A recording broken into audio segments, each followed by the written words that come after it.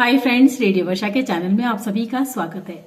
दोस्तों, जैसा कि आज है विजयदशमी, तो सबसे पहले मैं आप सभी को विजयदशमी की बहुत बहुत बधाइयां देना चाहूंगी। आप सभी को दशहरे यानी विजयदशमी की बहुत बहुत अनेकों अनेक बधाइयां। दोस्तों, आज का दिन हम लोग इसलिए मनाते हैं क्योंकि ये हमारे सनातन धर्म में बहुत ही विशेष महत्व रखता है। इस दिन को हम लोग इसलिए मनाते हैं क्योंकि इस दिन बुराई पर अच्छाई की जीत हुई थी। जी हाँ दोस्तों, ये तो तय है कि जब भी बुरा कुछ भी होता है तो उसके बाद एक अच्छाई जरूर आती है। इसलिए हम हमेशा ही बचपन से सुनते आ रहे हैं कि बुरा कभी ना करें, बुरा ना सोचे, बुरा ना देखें, बुरा मत कहें। तो बुराई से हमेशा ही बचिए। वो कहते हैं ना, बुरा जो देखन में चला, बुरा न मिलिया कोई, जो दिल खोजा आपने, मुझसे बुरा न कोई Rahima. I think third line थोड़ी गड़बड़ हो गई। यानी कहने का मतलब ये है कि बुराई जो है, हम जब देखते हैं ना सामने वाले की बुराई करते हैं, लेकिन जब हम बाहर ढूंढने जाते हैं तो पता चलता है कि मुझसे बुरा तो कोई है ही नहीं। वो कहते हैं ना, एक उंगली यदि आप सामने दिखाते हो तो 3 उंगलियां जो है अपनी तरफ उठती ही है। तो किसी की भी बुराई करने से बचे, बुरे कर्म करने से बचे, क्योंकि कर्मों का नतीजा जो है दोस्तों, एक दिन हमें भुगतना ही पड़ता है। एक दिन अवश्य ऐसा आता है कि हमें अपने कर्मों का नतीजा जरूर ही भुगतना पड़ता है। इसलिए हम लोग बचपन से अपने पेरेंट्स से, अपने मम्मी पापा से सुनते आते हैं कि बुरा मत करो, बुरा मत सोचो, बुरे कर्मों से डरो। तो दोस्तों, आज जो है हमारे सनातन धर्म का ये विशेष दिन है, क्योंकि आज के दिन जो है दशानन यानी रावण को मारा गया था। रावण को राम ने जो है तीर से घायल कर दिया था, उनको वध कर दिया था, क्योंकि उन्होंने सीता जी पर बुरी दृष्टि डाली थी। हालांकि रावण बहुत ही धार्मिक था, और ये भी सच है दोस्तों कि रावण ने सीता जी को हर बार विनती की, कभी उन्हें ये मतलब जो है जबरदस्ती उनसे कभी नहीं की। हमेशा वो गए और विनती की। ये भी एक रावण की भक्ति को दर्शाता है कि उन्होंने सीता जी से हमेशा विनती की, लेकिन सीता जी जब नहीं मानी तो उन्होंने सीमा को नहीं लांगा।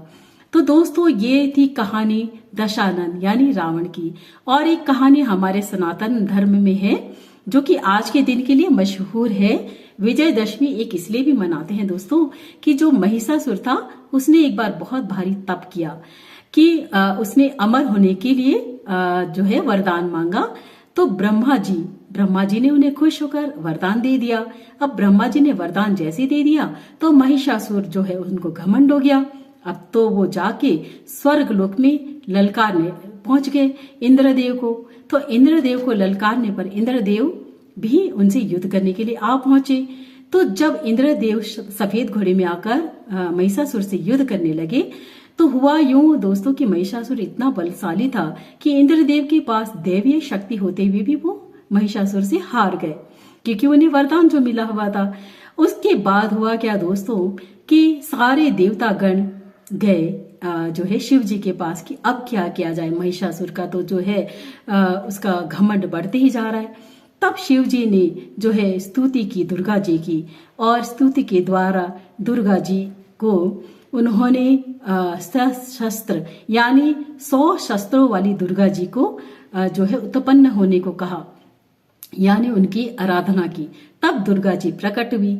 तो सारे देवताओं ने उन्हें एक एक शस्त्र दिया, क्योंकि दुर्गा जी का जो तेज है वो बहुत ही ज्यादा था। उनके तेज देखते ही बनता था। और उनकी सिंह की सवारी जो है वो भी उसकी दहाड़ की गर्जना 3 लोक तक गूंजने लगी। तो महिषासुर को ज्ञात तो हो ही गया कि उसका जो है अंत समय निकट आ गया है। सिंह की गर्जना की दहाड़ सुनकर महिषासुर कांप उठा, और जब दुर्गा जी ने उन्हें ललकारा कि अरे दुष्ट सामने आ, तब महिषासुर जो है उसने भी एक भव्य रूप यानी गुस्से में, घमंड में चूर, उसने एक भैंसे का रूप धारण किया, दुर्गा जी के साथ लड़ने के लिए पहुंच गया। तो जब उसने भैंसे का, उसकी आंखें इतनी अजीब सी हो गई थी, भयानक भैंसे के रूप में उसका चेहरा देखते ही डरावना सा प्रतीत होता था, तब दुर्गा जी ने जो है एक रस्सी का उस फंदा उसके ऊपर डाला और महिषासुर के सर को जो है उस फंदे में फंस गया महिषासुर का सर। तब दुर्गा जी ने उसका इस तरह से वध कर दिया। तो कहते हैं ना दोस्तों, जब बुराई हद से ज्यादा बढ़ जाती है तो एक जो है शक्ति जन्म लेती है दुर्गा जी के रूप में, उसका वध कर दुर्गा जी के रूप में वो जन्मी और मतलब उत्पत्ति हुई और उन्होंने महिषासुर का वध कर दिया।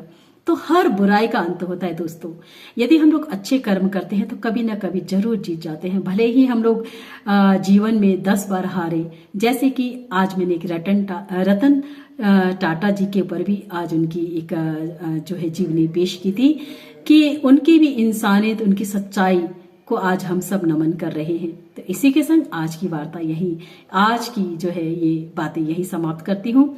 जब हम छोटे थे दोस्तों तो तब हमें भी लगता था कि रावण के जो है सच में क्या 10 सिर होते हैं इतने सारे।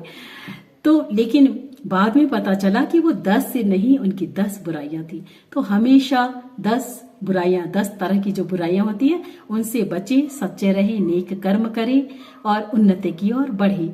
आप सभी को इसी के संग दशहरे की फिर से अनेकों अनेक बधाइयां। धन्यवाद।